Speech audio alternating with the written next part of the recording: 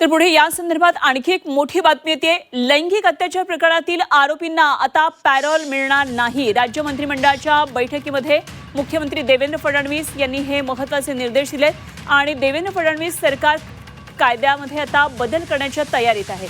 नसरापूरमधल्या चिमुरडीवरचं प्रकरण जे आता सध्या राज्यभरामध्ये त्याच्यावरून संतापाची लाट उसळलेली आहे। या आरोपीवर आधीपासूनच काही गुन्हे दाखल झालेले होते, तो निर्दोष मुक्त झालेला होता। तर अनेकदा पॅरोलवर असलेले गुन्हेगार पुन्हा बाहेर आल्यानंतर गुन्हे करतात आणि त्यावरून हा एक महत्त्वाचा निर्णय झालेला आहे। देवेंद्र फडणवीस यांनी हा मोठा निर्णय घेतलेला आहे। तर कॅबिनेटच्या बैठकीमध्ये हा निर्णय आता झाल्याचं कळतंय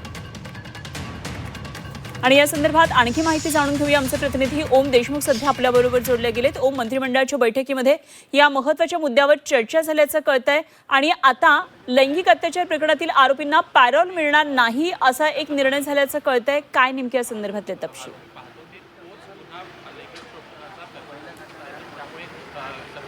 अगदी बरोबर। खरं तर पुण्यामध्ये झालेलं जे बलात्काराचं प्रकरण आहे त्यानंतर राज्य सरकारकडनं महिला अत्याचाराच्या संदर्भात जो कायदा आहे त्यामध्ये मोठा बदल करण्याच्या संदर्भातला निर्णय घेतला आहे। आज राज्य मंत्रिमंडळाच्या बैठकीमध्ये या संदर्भात स्वतः मुख्यमंत्री देवेंद्र फडणवीस जे गृहमंत्री देखील आहेत त्यांनी या संदर्भातले निर्देश संबंधित विभागाला दिले असून आता या कायद्यामध्ये जो आरोपी लैंगिक अत्याचाराच्या प्रकरणामध्ये अटकेत येईल किंवा त्याला अटक करण्यात येईल त्याला पॅरोल दिला जाऊ नये अशा प्रकारचा मोठा बदल कायद्यामध्ये करण्यात येणार असल्याच्या सूचना देण्यात आलेल्या आहेत। एक साधारणपणे आजच्या बैठकीमध्ये जी चर्चा झाली त्यानुसार लैंगिक प्रकरणामध्ये जे आरोपी अटकेत येतात त्याच्यापैकी 80 ते 90% आरोपींना पुन्हा एकदा याच प्रकरणांमध्ये अटक होते। जो प्रकार नसरापूर प्रकरणामध्ये सुद्धा झाला होता। यापूर्वी आरोपी 2 प्रकरणामध्ये अत्याचाराच्या प्रकरणामध्येच त्याला शिक्षा झाली होती। याच पद्धतीनं एक कायदा 2014 ते 19 दरम्यान सुद्धा देवेंद्र फडणवीस यांच्या पहिल्या मुख्यमंत्रीपदाच्या कार्यकाळात करण्यात आला होता।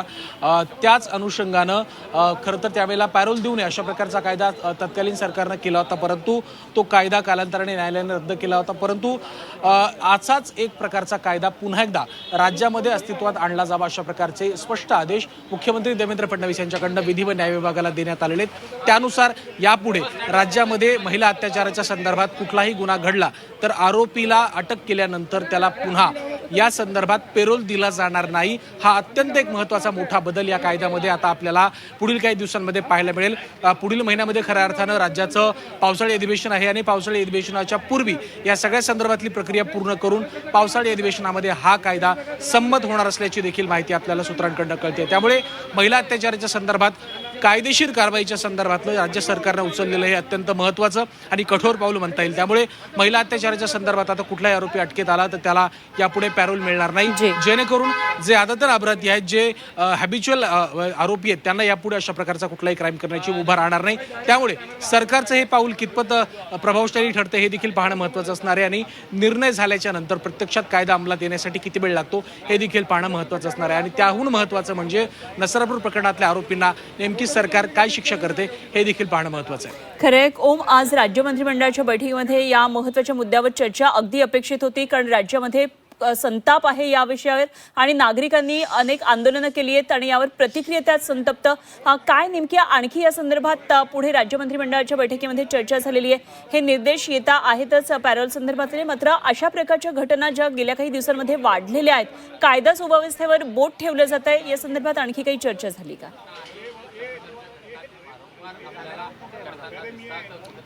निश्चितच अगदीच ही चर्चा खऱ्या अर्थानं कर्मप्राप्त होती आणि ती झालेली सुद्धा आहे। राज्य मंत्रिमंडळाच्या बैठकीत एकंदर जर आपण पाहायला गेलं तर मुख्यत्वे जे काही प्रकार गेल्या काही दिवसांमध्ये घडलेले आहेत त्याबद्दल चर्चा झाली। मुख्यमंत्री गृहमंत्री देवेंद्र फडणवीस यांनी या संदर्भात स्वतःहून या सगळ्या प्रकरणामध्ये माहिती दिली। जे काही प्रकार आहेत त्यामध्ये नेमकी काय घटनाक्रम आहे किंवा एकंदर राज्य सरकार या सगळ्या संदर्भात नेमकी काय काय कारवाई करते आपण पाहिलं असेल। नसरापूर पूर्वी नाशिक प्रकरण असेल किंवा इतरही महत्त्वाचे प्रकरण असतील ज्यामध्ये खऱ्या अर्थानं अनेक मोठ्या प्रकारच्या गुन्ह्यांचा समावेश होता आणि गुन्हे समोर देखील आले होते, घटनाक्रम देखील समोर आला होता। त्यामुळे एकंदर राज्य सरकारच्या या राज्य मंत्रिमंडळाच्या बैठकीमध्ये महिला अत्याचार असेल किंवा इतरही महत्त्वाचे मुद्दे असतील यावर प्रकर्षाने चर्चा झाली आहे। आता गृह विभाग आणि विशेषत्वानं मुख्यमंत्र्यांच्या अध्यक्षतेखाली झालेल्या बैठकीच्या माध्यमातून पुढील काही काळामध्ये गृह विभागाला, पोलीस खात्याला काही महत्त्वाचे निर्देश, सूचना आणि काही आदेश दिले जात आहेत का हे देखील पाहणं महत्त्वाचं ठरतंय। अगदी ओम, धन्यवाद दिलेल्या या सगळ्या सविस्तर माहितीसाठी. ओम देशमुख आमचे प्रतिनिधी आपल्या बरोबर होते.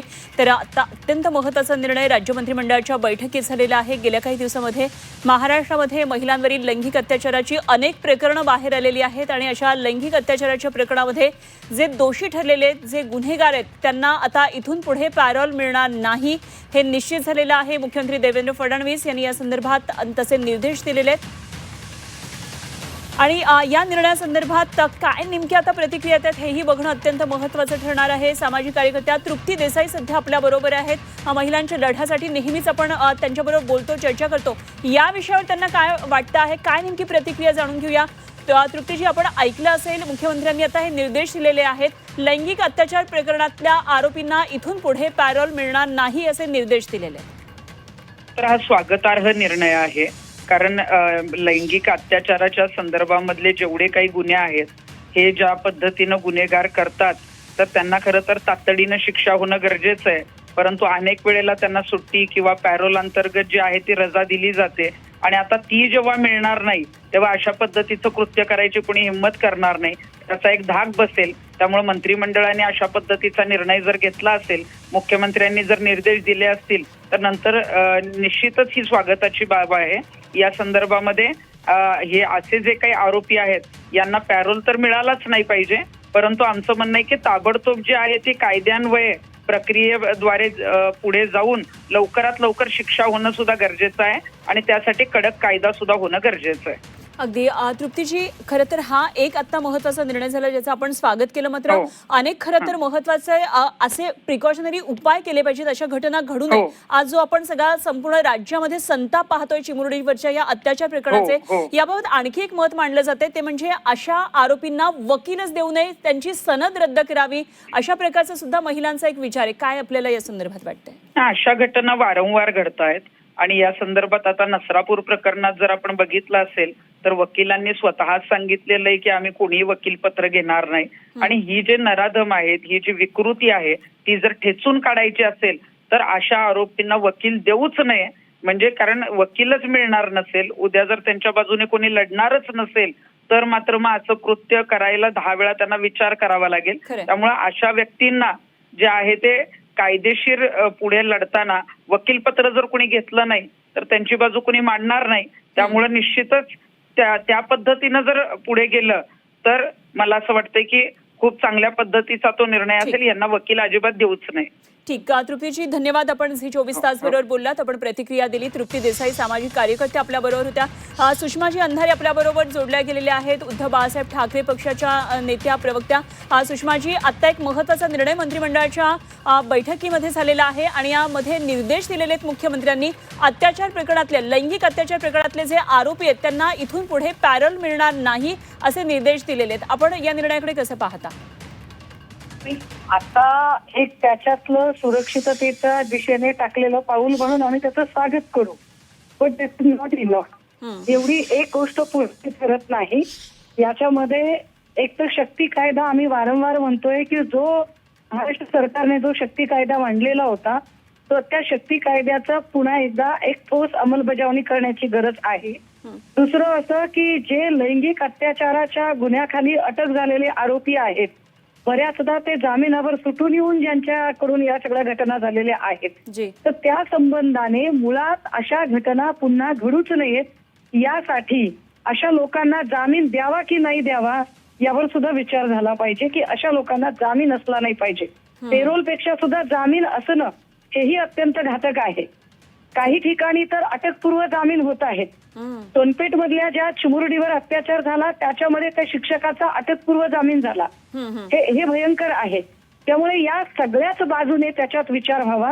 कुठल्याही पक्षाने पक्षीय राजकारण न आणता निव्वळ आणि निव्वळ महाराष्ट्रातल्या लेकीबाळींच्या सुरक्षिततेच्या दृष्टीने पावलं टाकावीत असं आम्हाला वाटतं. खरंय.